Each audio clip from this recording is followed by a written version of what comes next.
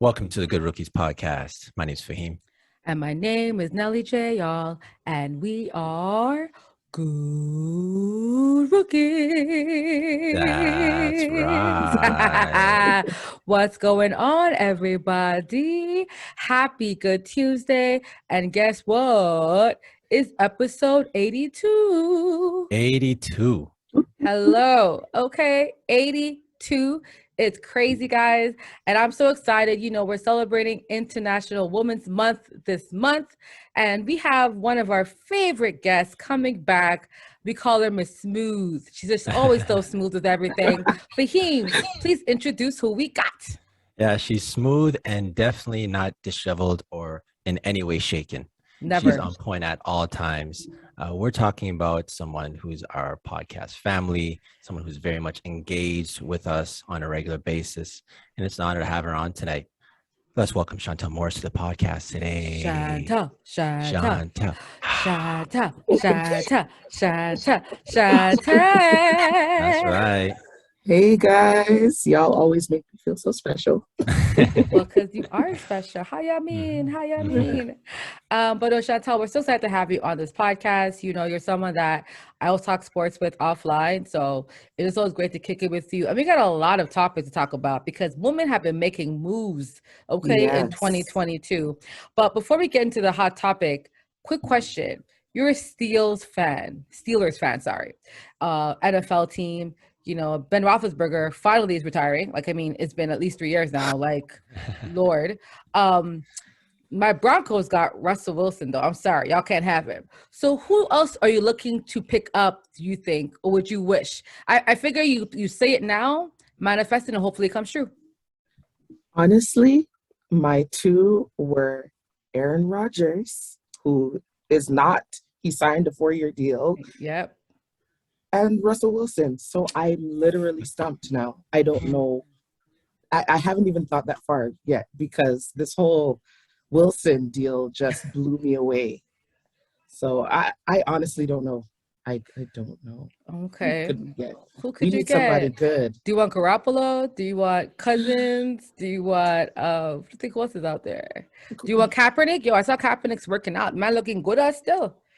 True, but I'm wondering why the Broncos passed him over. What? It's Russell Wilson. It's a championship quarterback, right? Yeah. And honestly, I think Russell's options was he could have gone to the Saints, 49ers looking for a quarterback. He could have gone to the Steelers, but obviously he's at a level where he can pick where he wants to go. That's true. Yeah.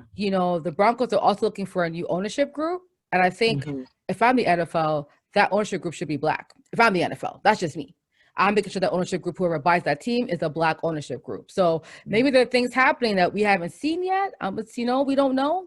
I know rumors came out that Bezos wanted to buy with Jay-Z the NFL team, but the owners didn't like it because they're like, oh, he's too rich. Bezos is too rich to own the NFL team. But yo, if Jay-Z can get that team with another owner, shoot, we'll see. But I don't know. Maybe he knows something that we don't know yet. That's why Russell wanted to go to Colorado. Because I was surprised. I'm like, oh, you want to come to Denver? Oh, shoot, I'll take you. Shoot, I know. I was really, really hoping that he would come to the Steelers because we need somebody fresh.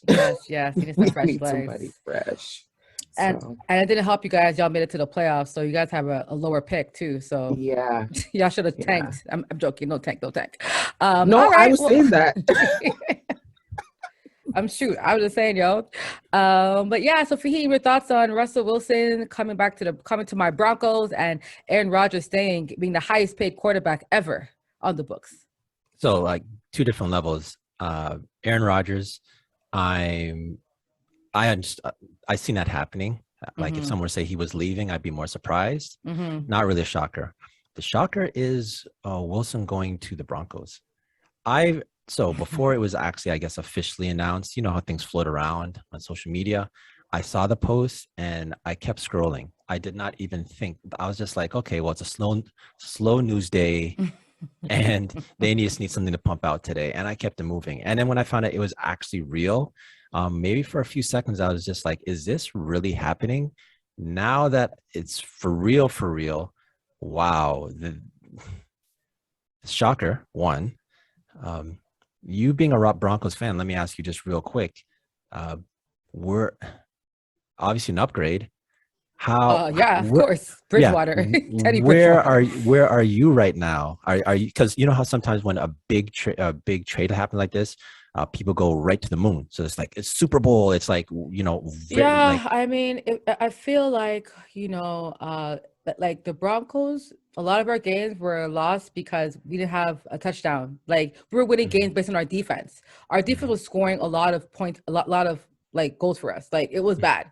So now that we have an offensive weapon, and if you saw, we're picking up some other guys to support him. Like I'm sorry, Faheem, Super Bowl for me. Like I'm there. I'm like, first of all, right. playoffs, but if you look at that division, okay, that division is the toughest one. We got Patrick Mahomes, we got Carr, we got Hubert, and then we got freaking Russell Wilson.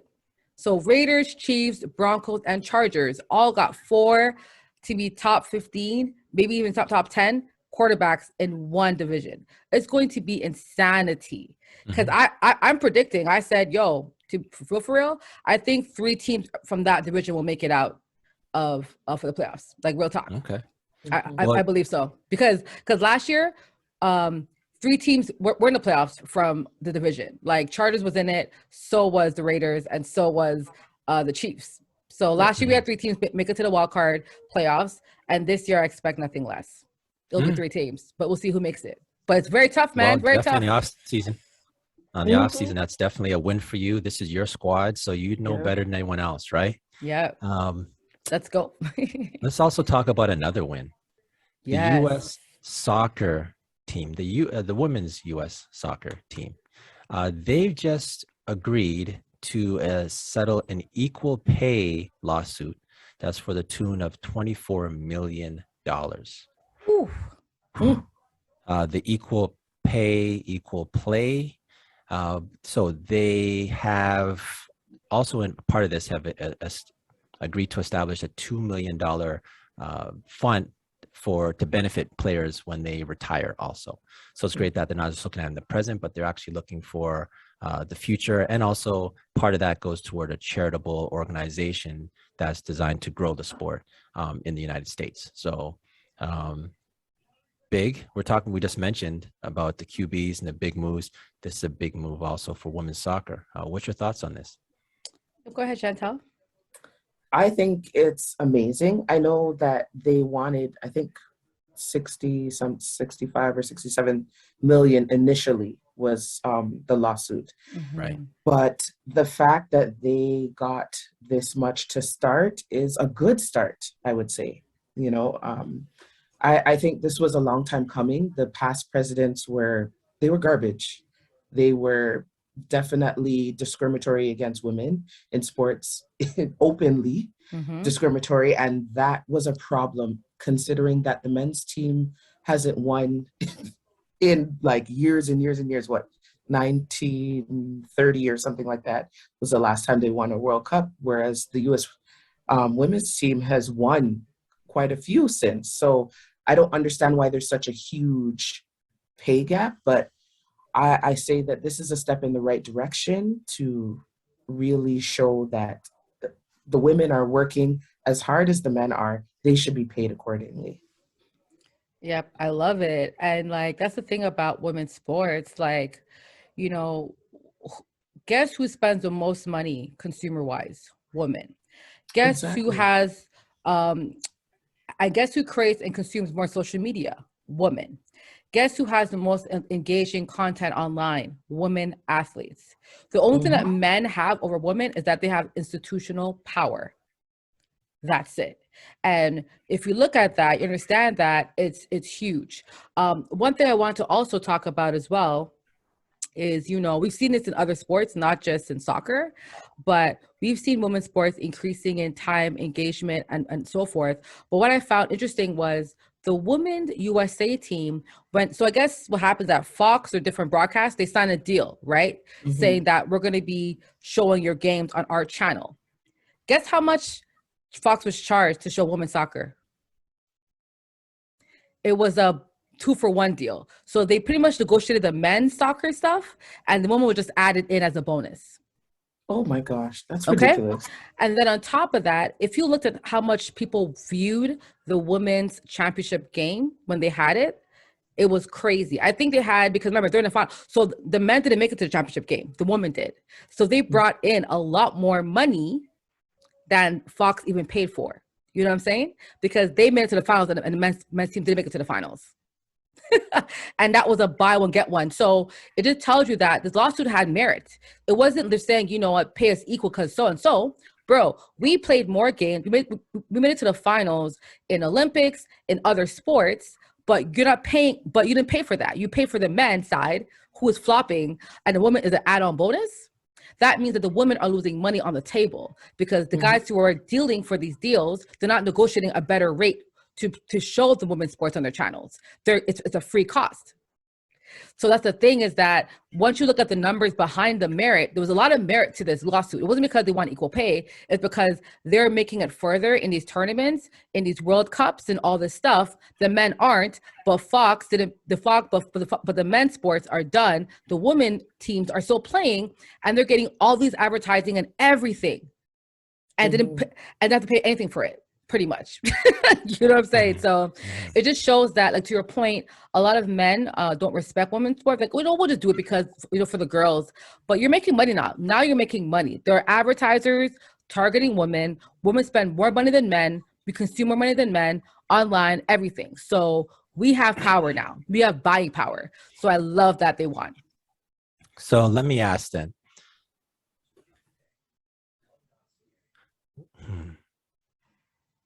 Help me to understand. You're talking about women and the women purchasing power, right? But those women also purchase and buy into men's soccer also, right? So it's not like women are just they're not buying with the men, because I think it just comes down to dollars and cents. And if men, like the World Cup is the men's, sorry, because there's two World Cups. The men's World Cup is going to bring in a lot more money than the women's World Cup. But right? Keep in mind that the deal is to show the team on your channel. So if the men don't make it to the World Cup or don't make it past, let's say they play like the round and they're out. That deal is gone. Feel me? Because their deal is to only show the USA soccer teams. So when the soccer teams don't make it, that's it. Right? Whereas the women teams are making it to the end, to the championship round. The men aren't. So you're making money off of the women in the playoffs and the championship. You're getting ads, you're getting all that money coming in because you're the exclusive channel showing this match. Okay, so from the television aspect. So the broadcasters were pretty much, what was happening, that the broadcasters weren't paying to show women's sports. Because the guys who are running the woman president, they weren't charging them anything. They're like, oh, we'll just toss it in as a bonus. So for women, like, that could be our salary. Like, that's money that can come to us, right? Yeah, that's true. Hence, like, the NBA, it goes up because every time they have a new deal with the TVs, right, the broadcasting deals, all the salaries go up, right? Same with women. If we're getting more money for deals on, even NCAA, similar thing. If we're charging more money for these TV deals, guess what will happen? We get more money on our end. And not just TV deals. Think about how much money they're generating as they go higher and higher and higher up in the championships. If the men aren't reaching to that level, there's no money coming there. So even if they are generally making more because they've been around longer or whatever the case is, they stopped making the money and the women are making the money a lot longer. So why are the women not getting the benefits of that? Yes. That's a problem that's been going around sports forever. Yeah. When it comes to women. So in regards to the equality of the pay, though, if men's sport brings in more money, then, okay, maybe I would see if it's like, say, a percentage. So say men make, I'll throw a number, 15% of whatever the pie is, right? Yeah. Then I would think the equal part would be, well, women should be making 15% of whatever the pie is. Yeah, like, but they're not. But they're that's not. That's not what's happening. And what's worse for him is that the guys who are running these, like the women's sports, they're not asking for more money. right? You are a TV executive. You want exclusive rights to show USA Soccer, all our games. Why am I only charging you for one half of our soccer teams? You know what I'm saying? I should be charging you maybe not double, but at least like, for example, if I'm charging you 50 million for the woman, at least 25 million, 30 million, right? Because I know the woman will not only make it further in this tournament, you're going to get more exclusive rights and get more advertisers begging and other stations saying, hey, Fox, guess what? I want to buy from you this game as well on our channel. So you're getting now more money from other people because you're the exclusive channel showing this game. That's why they won the settlement. It's because the math wasn't mathing, right? That's why they won. It wasn't because, it was just equal pay. It's because they were not asking for the right value for the actual product. That's all. I just want to clarify. Did you say the math was not mathing? Yeah, it wasn't mathing. The math wasn't mathing, man. It wasn't mathing. But it's funny. But that's why now even March Madness, I know we'll get to later, but March Madness women is fun. The women tournament now is finally called March Madness now, this for the first time ever. But on top of that, what we saw too last year was that all the women athletes in March Madness had way more engagement on the socials, have double the followers than the men in March Madness, and had a lot more activity around the woman side. But they weren't charging these TV deals any money for that. It was also a similar where they were undercharging it. And that's why Serena's husband was like, let me own March Madness because I will make money for the women, because he can see that they were not going into negotiations for him asking for the right value. You know what I'm saying? That's all it was. At the end of the day, as equal pay, that will come with time. Women's sports it's young compared to men's sports, but I just think that you can't go into negotiations for TV deals, advertising, and so forth, and saying, well, because they're women, we'll charge them less. No, the product is there. Their product is there. So shout out. That's a win. That's definitely a win for the world women's national soccer team. And also, just a correction, alleged, I think it was Fox Sports, but I don't know, but I'll put alleged on that. But I think it was Fox or one of them channels who they got it and won. So okay, I'll correct me if I'm wrong. All right, so Nelly J, you want to go to For the Culture? For the culture, we like to highlight individuals for the culture, and today we get to highlight a man that plays for the Brooklyn Nets halftime or part-time. And he has hired the first Black agent in the NBA ever. And her name is Chantelle Riley Irving. She is actually the stepmother of Kyrie Irving. And it was reported that he asked her to represent her. And she's the only, she's believed to be the only Black woman currently representing an active NBA player right now. So I'm not sure if she's the first, but she's the only active player. So I don't want to fact check that. Right. But I'm just happy that, Kyrie used to be signed with Rock Nation prior. Yeah. And now he put the 36.6 million that he has coming up in this offseason to her. So I think that's great. But what's your thoughts on this, guys? I'm gonna start with Chantelle first. I think it's great if they have a good, relationship and can foster a good working relationship. This will be amazing. And her background, I looked into her. She's legit. Very well learned, very well experienced. I think she's coming from BET. Was her last job? She's the vice president of ad sales at BET. Yeah. And listen, y'all, ad sales, I'm in sales. Ad sales is a whole other beast. So if you're a VP of ad sales, you have great negotiation skills. You don't take no BS. You know how to demand what you're asking for.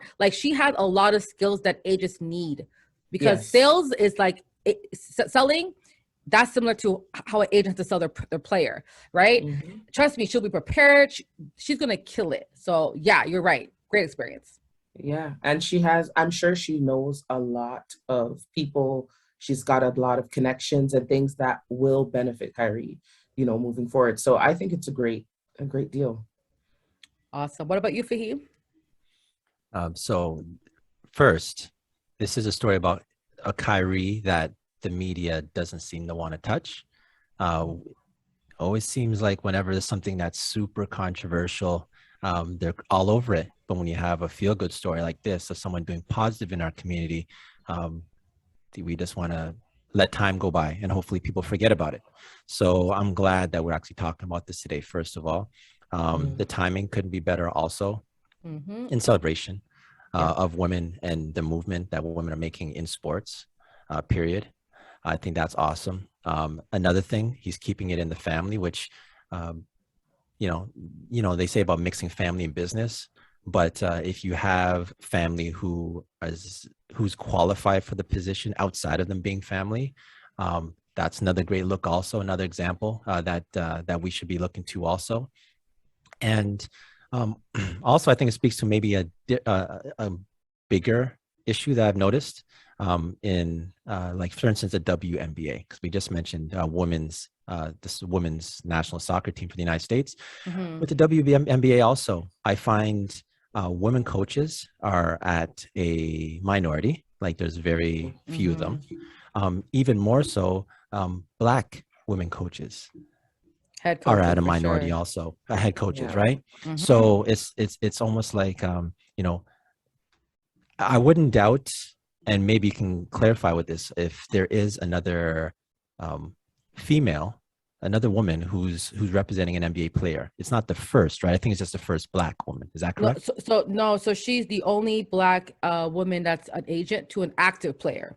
Right. So okay. Because I've met agents that had players in the past, but I don't think right now currently there is any active Black woman that's an agent. But especially to most women that are agents in the NBA, their clients aren't 36.6 million.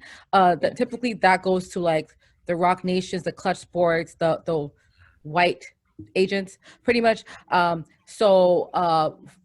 Typically the agents that are people of color, women, in the past, they normally have like the smaller type, bench players, guys that are playing international or they're playing in other leagues, but they're not actually agents in the NBA. But they have, their clients are like playing international leagues and so forth. So there are other Black agents or basketball agents out there, but they don't represent anyone actively in the NBA. So at this time. Yeah, it's a great move. I love it. So Chantelle, let me ask, now knowing about Kyrie and this movie that he's making, what kind of impact do you think this is going to make I'm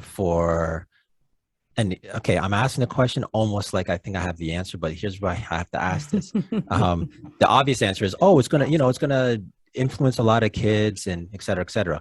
But if they don't know, the media doesn't know that this is happening, how do we expect this to have an impact? You know what I'm saying? I think the media did know. Bleacher Report reported it. TSN reported it. A lot of people reported it, but it was just like one article that said it happened, but that was it. Yeah. I don't know if there are any discussions around it. I don't know. That's what I mean. But it was reported on a lot of media outlets. Well, yes, so I'm not denying it's reported, but there's we're in a news cycle where something might be on it's like a time feed on Twitter, it's there after it's gone, it's on to the next story. You know what I'm saying? I just didn't feel like something like this was highlighted, especially the timing of it also. There's a great opportunity, being International Women's Day, et cetera. Like there was an opportunity for it to be tied into the news cycle and media to be bigger. So I guess I'll throw it back to Chantelle. What do you think the impact or an opportunity missed? What do you think? So I think, yes, there was a missed opportunity because if more of the bigger outlets had taken it upon themselves to really get into discussions with this or, discuss with other sports analysts about this, I think it would have more of a lasting impact. Stuff like that gets put on YouTube and whatnot. But if it's just going to be a story on IG or on Twitter that's going to disappear in 24 hours, it's going to be a slow uphill battle to push this out there for younger folks to think of, hey, well, this is an option for me. I think this is an opportunity, though, for not only Kyrie and his team, but for other players and people in the sports world to take it upon themselves to put this out there that this is an option, that women are able to do this, Black women are able to do this. So it really, I think it really is going to just be up to the people who are in this field and people like yourselves as well, putting it out there in history, you know, where it's going to stay forever, so that somebody would happen upon it and say, well, this is interesting. This is a different area of sports that I hadn't thought about, you know? So it'll be a uphill battle, but it's possible. I agree. So I just want to punch in lastly in regard to some of the charitable acts that Kyrie has done. I'll go from the top. So he's paid tuition for 9 college students. He's bought a home for George Floyd's family. He's donated $300,000 to City Harvest. He's provided $1.5 million to WNBA players. And he's bought clean water for an entire Pakistani village. Yes. So these are things I think that we should at least list out, because when we ever talk about Kyrie, it's obviously in the realm of a basketball, vaccine, etc. But I think for the culture, we really need to highlight the great things that he is doing off the court and really trying to make himself, you know, a better person and a better contributor to society, in which he can influence people, because what he's doing is really off the grid, and that's what we have to rate him, I feel. Yeah, and these things, some of those I knew about, some of them I didn't. So it goes to show that a lot of these things are not being put out there. And this is where it's up to, you know, like podcasts, discussions on the news and things, to get this out there, because he's always portrayed like this bad guy who doesn't want to play, and I really don't think that he's very well understood, and I think that they don't give him enough credit for the person that he is within basketball, but especially outside of basketball. Yeah, I mean, you can tell the players and athletes that the media doesn't like, right? They don't like KD, they don't like Kyrie, they don't like Ben Simmons. There's quite a few people that they don't really care for. Even the Raptors, they don't care about us. The Raptors, like, shoot, like the media, they like to highlight problems around these players. Like Kevin Durant will do great things, but they don't care. But when Kevin Durant is rude or something obnoxious or whatever, it's like, oh, Kevin Durant, you know, like that's the kind of stuff they like to do. So I just think as fans, we have to be responsible on our end and understand that these players are humans first, right? We can all talk. Listen, I'll say, man, listen, we talk about sports. For me, it's all about on the court. What happens off the court, I'm not going to question you as a person, your decisions. If you want to go to strip club world, bro, go to strip club. You know what I'm saying? Dennis Rodman was heavy part of the strip clubs back in the day, and he won championships. So at this point, I don't care what you got to do off the court to get your mind in the game. But I'm not going to judge your decisions in your life. Like, you've been through so much as a human being off the court that I can't act like I know you. You know what I'm saying? People act like they know Kyrie. Like, people like, yo, Kyrie, yo, he's so lazy. I'm sorry. Are you Kyrie's friend? Did you grow up with him? Like, you're acting like you know the guy. All you know is what you've been told, right? So we got to be responsible on our end to take things at face value. They say something, whatever. Like, why do you care if Kyrie can't play the full NBA season? Does him not playing affect your bank account? Affect your bills? No. So if Kevin Durant's okay with it, why should you care?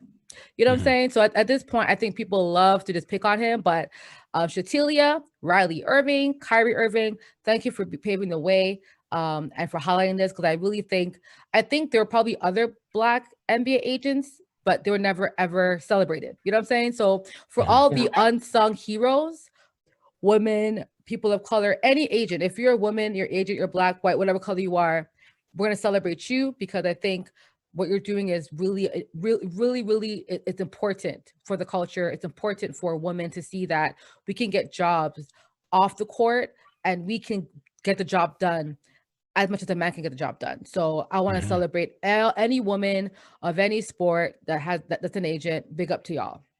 So we can end there. Yeah, go ahead, Faheem. Nothing else. Yeah. Oh, okay. How am I gonna follow that? I don't know, really. Man. I was in a whole sermon just now. Still.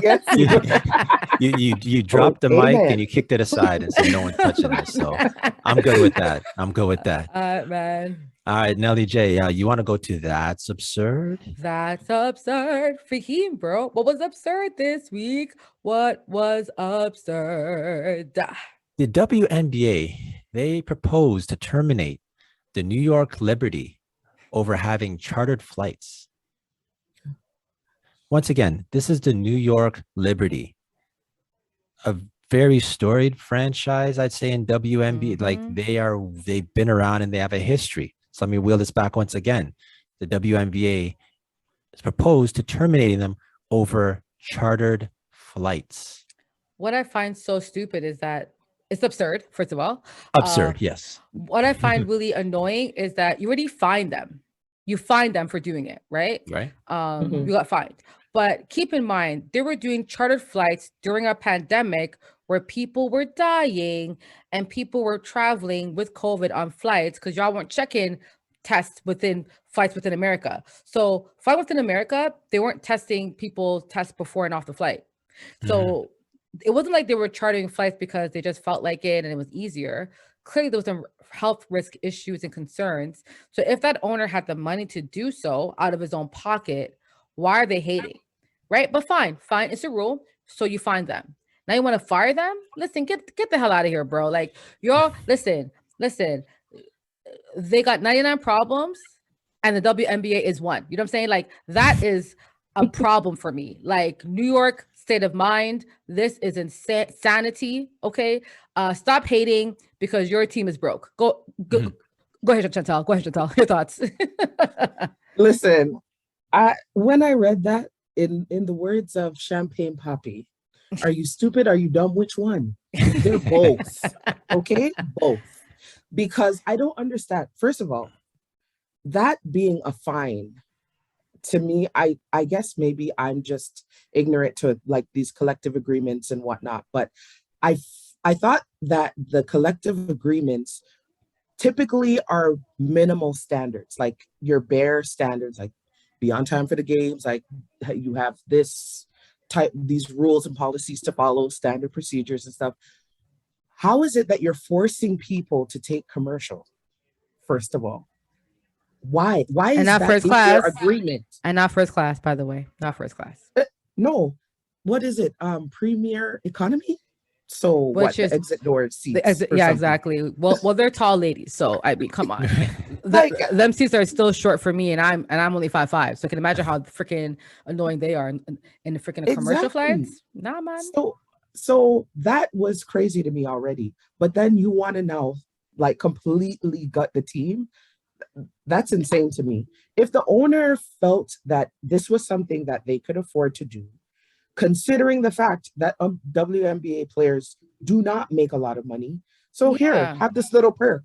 Why is that a problem? Exactly. And so much a problem that you want to get rid of I just don't understand. And it's a pandemic. During a pandemic, and we all know that New York had it worse out of all the states. Exactly. So, you know what I'm saying? Like, come on, man. Like, keep it in perspective. I just think some of these owners were hating because they couldn't afford to do the same thing, right? And also, I want to know who's the freaking snitch. Who's the snitch? Because we all know, because a New York Liberty player was probably like, oh my gosh, we had charter flights this season. Oh, you guys did? Yeah, for which games? That snitch told another player. That player was jealous. She told her boss, who told the listen, who's the snitch? Hush on her mouth. You already know you can't. Like, why are you boasting about that stuff? Because honestly, Faheem, I think other teams do so, but they probably haven't been caught. I don't think they're the only team that did it last year. You know what I'm saying? So I just think it's just a whole bunch of whole bag of mess. A whole bag of mess. And the other thing is, like, are you telling me that the NBA owners and whatnot don't provide perks that are not within that collective agreement? You're going to tell me that never happens? Like, it just seems it seems like overriding discrimination. Because if this was the NBA that we were talking about, I don't think this would have been a big deal. No. I really don't. Of course not. So when I think of the college NCAA, and remember the tournament during the bubble, and they looked at the men got the bubble, and then there's the women's bubble. and you saw a huge difference between the facilities and the amendments. Everything that had to do with anything to women always seemed to be second rate. The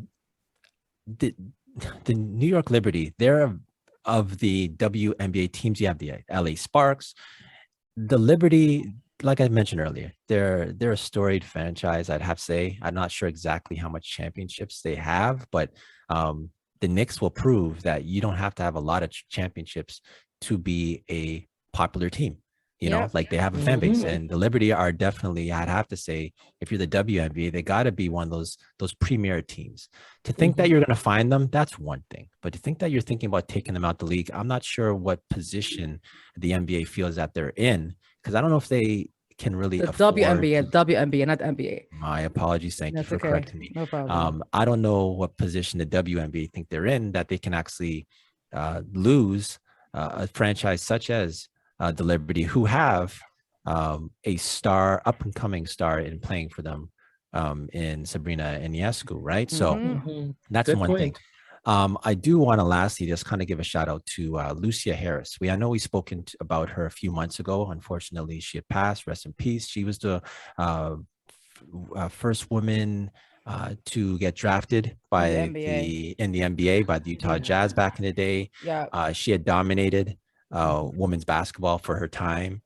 The funny thing is, when she was coming up, women's basketball, believe it or not, in the 50s, when she, in her time, women's basketball was more popular than men's basketball. So how ironic is it? Because back in the day, it was the women that were flying first class to their games, and it was the men that were actually driving through buses on the ground, because women basketball in that time for women was more popular. For the women's basketball was more popular than men's basketball before the NBA, believe it or not. So was it like netball? Cause I know, like no. This was like, there's netball. I know in the Caribbean and stuff. Well, not in the Caribbean, but like even like in other like parts of the world, like netball. I understand, right? Huge. No, this was real basketball. Like this was basketball as we know it, and women's basketball at that time was more popular than the men. So that's why the women used to fly. I'm now, mind you, I said first class. I'm not sure it was first class, but they were flying to games. While men were hopping in buses. And because of the fact that even in arenas at the time, women were packing it up. And men's basketball before the NBA, very little people were showing up at the start. Like basketball at that time period was more popular with women. That's facts. So which time period for him? Sorry, you said time period. You know what? Can you say it? Yeah, please. Because it's interesting, because I think that's good to know, but I'm just curious to know what time period that happened. Definitely. Because I doubt it'll be the 50s. So it must have been because women were able to have the bank account until the 69. So it must be like the 70s, maybe. Yeah. So I did. 60s, 70s. Yeah. Okay, hold on. She was. Let me just go. So she was drafted. Okay, you're right. It was much later. Yeah. She was drafted by the NBA Utah. Oh, sorry, not Utah. The New Orleans Jazz at the time. She's a 7th round, and that's in 1977. Yeah. So we're talking. So now we're talking early 70s. Early 70s is when women were flying and men were taking the bus. Yeah. And here we are, 50 years later, and now women are being fined. They're not being fined. They're being threatened to be kicked out. Threatening to kick them out 50 years later for flying. Absurd. Absolutely absurd. Absurd with a capital A and a capital D. Absurd. Say duh. Oh man. Y'all. All right, let's put this episode in the books. Y'all, that was episode 82. 82. So if you had a good time, if you enjoyed yourself, please like, subscribe. But before you do all that, Chantelle, you know the drill, okay? We always like to give our special guests a chance to do a shout out. So the floor is yours. Well, obviously you too, because you guys are amazing. I love your podcast. And also I just want to give a shout out to my coworkers and those that are still working away, burnt out from this pandemic, and just hoping and praying that they continue to make it, because it's a rough road. And even though everything is opening up and we're starting to go back to normal, they still got to keep working. So Yeah, I just want to give a shout out to them. They've been heavy on my mind this week, just with all that's been going on at work. And yeah, and also my family. So that is so nice, yo. Honestly, big up to Chantelle, her family, and your coworkers. I hope. I mean, it's been 2 whole years that we've all lost, essentially. So I just hope that we can just acclimate the best that we can. You know what I mean, as things get uplifted or get lifted at this time. So thank you. My shout out is to you, of course. Shout out to my girl Chantelle. I love when having you on the podcast. You're just so soothing, and I feel like you calm Faheem and myself down, because normally we're kind of crazy, but I'm like, damn, maybe you should have Chantelle. Like, we're kind of like laid back. I think that's your energy still.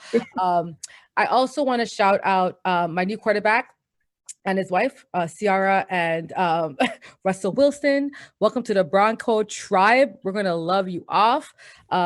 Just play your best, try your hardest, but bro, Super Bowl, here we come. Go ahead for you. So I want to first of all shout out Chantelle once again. Awesome having you. You know, there's always a spot for you whenever. It's always great. Like Nelly J was mentioning, your energy and your aura and your vibe is it makes for good conversation. You know, so we appreciate that. To Nelly J, I just want to say about your Broncos, congratulations. I want to shout you out. Thank you. And I want to ask, I'm going to make a bold one here. It's a shout out. What the hell? It's a shout out, but I got to ask. We're going. Question? Ask for the question. Here we go. Broncos. I think of Elway. I think of Manning. Where is Russell Wilson going to land in regards to legendary Broncos QBs? I think he can land in the middle, because Peyton Manning was on his way out, and he wasn't really throwing the way he was throwing at the Colts, right? Like he was still obviously made, like he helped us close a lot of games because we had great defense, right? So all you have to do was just, you know, close out games, don't turn over the ball, no interceptions, like, and I think he protected the ball and controlled the game. So I think Russell's IQ. But also he's younger than we got Peyton. So I think he should be in the middle between Peyton Manning and Elway. Hopefully. That's my prediction, though. That's strong. That's strong. Yeah, I rock with that. That makes sense. Lastly, I want to throw a quick shout out to just keep that same energy when I was thinking about things about Kyrie Irving. Kyrie, he has a consulting company called KAI11 Consulting, and it's a venture capital group that he has, and it assists underrepresented enterprises and entrepreneurs. And his first investment was for $500,000, and it gave seed funding for a Black-owned commercial trucking company called Fleeting. That's a start. amazing. Kyrie's putting his money where his mouth is and being an influence. So I just want to shout out Kyrie. And on that note, that's episode 82. 82. If you had a good time, if you had some comments, questions, concerns, like, subscribe, tell a friend, and any topic ideas, let us know. Faheem. That's right. We're there for you on any platform you're looking for us. Chantelle, once again, thank you for coming out. That's Good Rookies Podcast, episode 82. And we out. Peace.